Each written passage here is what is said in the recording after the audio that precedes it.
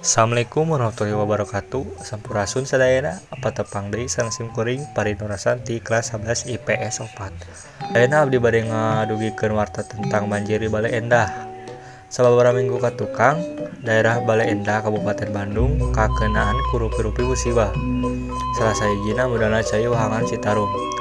Lumasar kana data anu aya kurang leuwih 1576.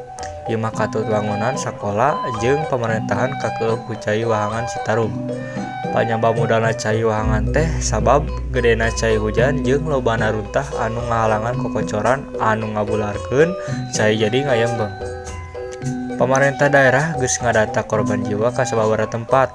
Sabab dumasar kana hasil laporan ti warga masyarakat teu saeutik ayana korban jiwa anu kabawa banjir. Masyarakat Kota Bandung ngarasa prihatin ku ayana musibah eta. Masyarakat oge ngayakeun tarekah ngumpulkeun warga keur sumbangkeuneun ka warga anu keunaan musibah eta. Sakitu wae warta anu tiasa simkuring dibidalkeun. Wassalamualaikum warahmatullahi wabarakatuh.